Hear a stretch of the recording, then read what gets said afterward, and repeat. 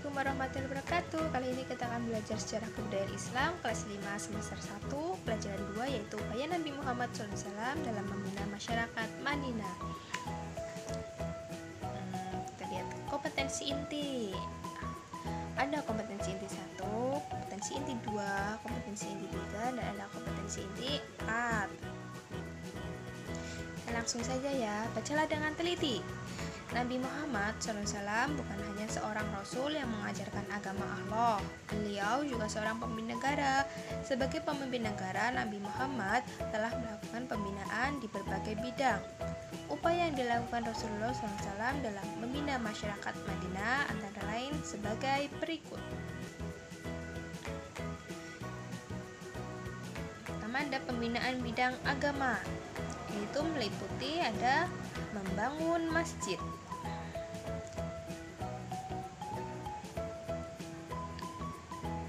Nabi membangun masjid untuk tempat beribadah, bukan hanya ibadah sholat, namun juga untuk kegiatan ibadah yang lain, seperti untuk kegiatan dakwah dan pengajaran agama, bermusyawarah tentang urusan umat, dan sebagainya.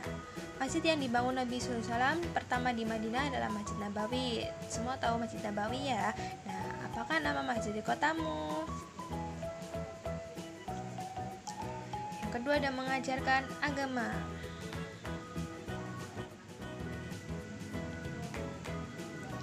Tujuan Nabi Muhammad SAW hijrah ke Yastrib atau Madinah adalah untuk berdakwah. Untuk itu, sempatnya di Yastrib, beliau menyampaikan dan mengajarkan agama Islam kepada umat manusia. Kegiatan pengajaran ini dilakukan oleh Rasulullah dan para sahabat. Kegiatan ini dipusatkan di masjid dan di rumah-rumah penduduk. Selanjutnya ada pembinaan bidang sosial. Nabi Muhammad SAW juga memperhatikan pembangunan bidang sosial kemasyarakatan, sehingga masyarakat Madinah menjadi lebih kuat.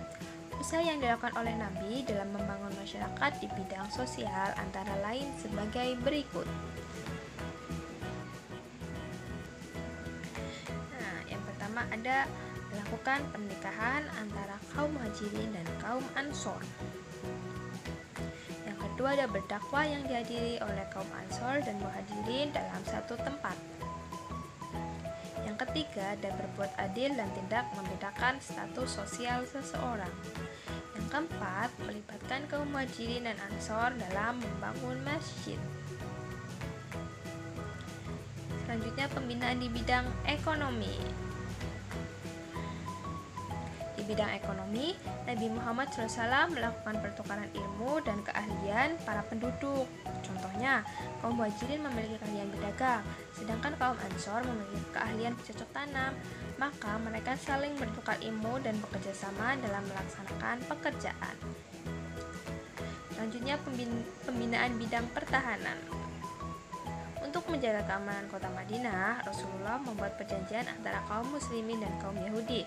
Isi perjanjian itu diantaranya, yang pertama, mempunyai hak bersama untuk menjalankan agama masing-masing dan saling menghormati di antara mereka. Yang kedua, wajib tolong-menolong untuk melawan siapa saja yang memerangi mereka. Dan yang ketiga, wajib saling menasihati dan melaksanakan kebaikan-kebaikan dan keuntungan bersama. Yang keempat, wajib menghormati kota Madinah. Yang kelima, jika terjadi perselisihan harus diserahkan kepada Allah Ta'ala dan Rasulnya. Yang keenam, semua penduduk Madinah wajib dilindungi, baik yang tinggal di dalam kota Madinah atau di luar. Nah, untuk menjaga stabilitas keamanan dan pertahanan negara, Rasulullah juga telah menyiapkan pasukan. Pasukan itu bertugas membela dan mempertahankan negara dari berbagai ancaman. Dengan upaya dan kebijaksanaannya, Nabi Muhammad SAW berhasil membina masyarakat Madinah menjadi masyarakat yang sejahtera, bermartabat, dan masyarakatnya taat beragama, sehingga Madinah menjadi negara yang aman, damai, dan maju. Nah, bagaimana? Sudah bisa dipahami semua ya?